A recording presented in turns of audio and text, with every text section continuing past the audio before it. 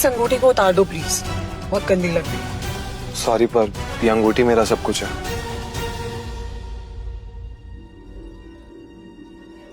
अकरम का घर किले जैसा था, जिसके चारों तरफ बाउंसर्स बंदूकें लिए खड़े थे। जैसे ही अनन्या और अभिनव अंदर आए तो इतने में उसकी नजर देवेन से टकरा गई।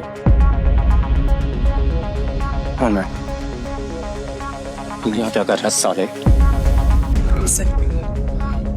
It's my husband. अनन्या, पागल हो गई हो तुम?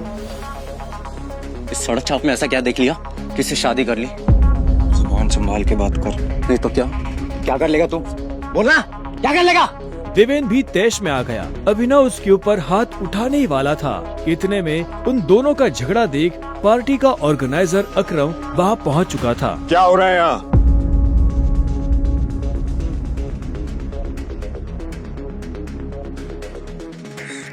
अकरम सर, देखिए ना इस आदमी को, ये क्रिमिनल है, जबरदस्ती आपकी पार्टी में घुसा है।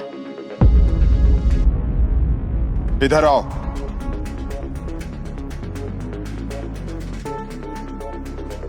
कौन हो तुम और यहाँ कैसे आए? एक्चुअली ये मेरे पति है। अकरम को अनन्या की बात पर विश्वास नहीं हुआ। तुम इस पार्टी में इनवाइटेड नहीं हो। इससे पहले कि मैं पुलिस को बुलाऊं, चले जाओ यहाँ से। Thank you Akram sir. Ananya, तुम भी इससे दूर रहो, साला गरीब कहीं का। रुको।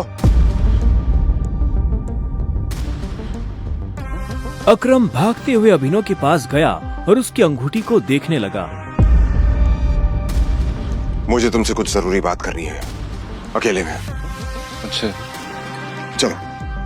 अकरम ने कहा और अभिनव का हाथ पकड़कर उसे अपने साथ अंदर ले जाने लगा। अनन्या, देवेन, सनी और पार्टी में मौजूद बाकी लोग ये देख हैरान हो गए थे। कुछ देर बाद जब वो अकरम के कमरे में पहुंच गए तो अकरम ने दरवाजा बंद किया और अभिनव के पास आकर बोला, मैं तुम्हारी ये अंगूठी देखना चाहता हूँ। क्यों? डरो मत, मैं ऐसे मांगने वाला नहीं हूँ, बस मुझे इसमें कुछ देखना है, प्लीज।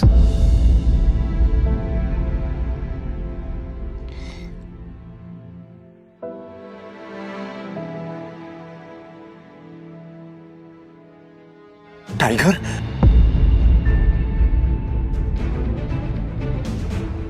टाइगर? अभिनव ने अकरम के मुंह से ये शब्द सुना तो वो हैरान हो गया। उसे अचानक से अपने पिता के वो आखिरी शब्द याद आ गए जो उन्होंने अभिनव से विदा लेते हुए कह दिए थे। लेकिन अभिनव हैरान था। उससे समझ नहीं आ रहा था कि अकरम ये सब कैसे जानता था। आखिरकार मैंने तुम्हें ढूंढ ही लिया, टाइगर। टाइगर?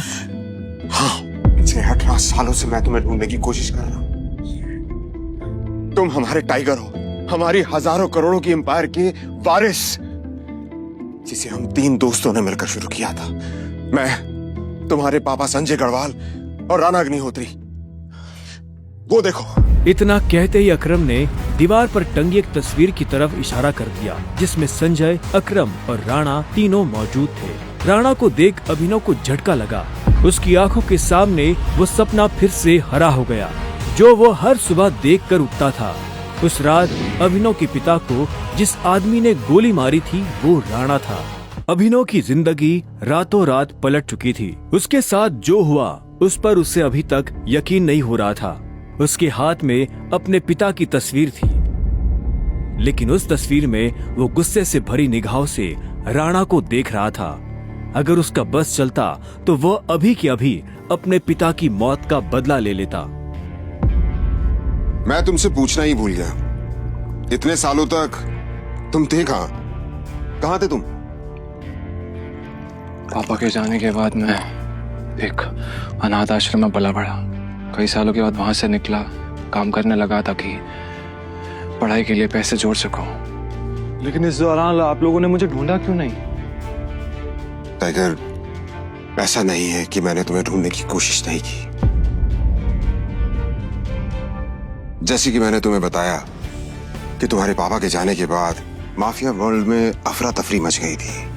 हम उसे भी संभाल रहे थे और तुम्हें भी ढूंढने की कोशिश कर रहे थे, लेकिन वक्त के साथ साथ तुम्हारा चेहरा भी बदल रहा था, इसलिए तुम्हें ढूंढने में बहुत मुश्किल हो रही थी। फिलहाल अब तुम मिल गए हो।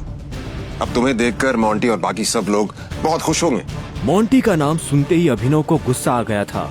मोंटी एक गद्दार का बेटा था। अभिनव ना तो उस गद्दार के बेटे से मिलना चाहता था और ना ही बात करना चाहता था। लेकिन पापा ने तो मुझे कभी इस माफिया ग्रुप के बारे में कुछ बताया ही नहीं। वो चाहते तो मुझे बता भी सकते थे। तब तुम बहुत छोटे थे, शायद इसीलिए संजय ने तुम्हें इन सब चीजों से दूर रखा। लेकिन मेरा यकीन मानो, मैंने तुम्हें ढूंढने की बहुत कोशिश की। अब तुम मिल गए हो तो मुरझाया हुआ द माफिया किंग फिर से जिंदा हो जाएगा। चीयर्स। अभिनव के मन में कई सारे सवाल उठ रहे थे। उसे समझ नहीं आ रहा था कि राणा का राज अकरम और बाकी लोगों को पता क्यों नहीं चला और क्यों एक गद्दार का बेटा अभिनव की गद्दी पर बैठा हुआ था। इससे पहले कि अभिनव अपने आप को कोई जवाब दे पाता, अकरम उसके पास आया और उसने अभिनव को 50 करोड़ रुपए का एक चेक थमा दिया। ये लो, इसे रख लो। जब तक तुम टाइगर की पोजीशन नहीं पा लेते, तब तक तुम्हें इसकी जरूरत पड़ेगी। अभिनव ने अकरम के हाथ से चेक लिया और उसे देखने लगा। उसकी जिंदगी पलट तो गई थी, लेकिन अभी भी ऐसे कई सवाल थे जिनके जवाब उसे नहीं मिले थे। एक बात और, तुम्हारी असली पहचान के बारे में फिलहाल किसी को कुछ पता नहीं लगना चाहिए। इसलिए अभी तक जैसे जीते आए थे वैसे ही जीते रहना, समझे? अभिनव ने हाँ में सिर हिलाया और दोनों कमरे से बाहर आ गए। इधर अनन्या चिंता भरी निगाहों से उस कमरे के दरवाजे को देख रही थी जिसमें अभिनव और अकरम थे। वो ये जानने के लिए बेताब थी कि उन दोनों के बीच अंदर क्या बात हो रही थी और अभिनव को आने में इतनी देर क्यों लग रही थी। लगता है आज अभिनव अपनी दवा चखेगा। ऐसे कितने दुख की बात है ना, शादी के बाद बेचारा ऐश करने से पहले ही मर जाएगा। ये सुन अनन्या को झटका लगा। वो जानती थी कि अकरम के लिए किसी को मारना कोई बड़ी बात नहीं थी। अकरम सर जैसे गटर के चूहों को बर्दाश्त नहीं करते हैं, साफ कर देते हैं। देखना ये भी नहीं बचेगा। इसे कहते हैं शादी करके मर गया, वो बात सच हो जाएगी ये। अनन्या को ये सुनकर बुरा लगा। कोई इंसान किसी दूसरे इंसान की मौत पर खुश कैसे हो सकता था। प्लीज एटलीस्ट उसके बारे में इस तरह से बात तो मत करो। तो कैसी बातें करें? जिसके जैसे लक्षण होते हैं ना, उसके बारे में वैसी ही बातें होंगी। देवेन सही कह रही है वो, बिल्कुल ठीक कह रही हो। हमें उसके बारे में ऐसे बात नहीं करनी चाहिए। वैसे भी मेरे दादाजी ने कहा था कि मरे हुए लोगों के बारे में ना गलत बात नहीं करनी चाहिए।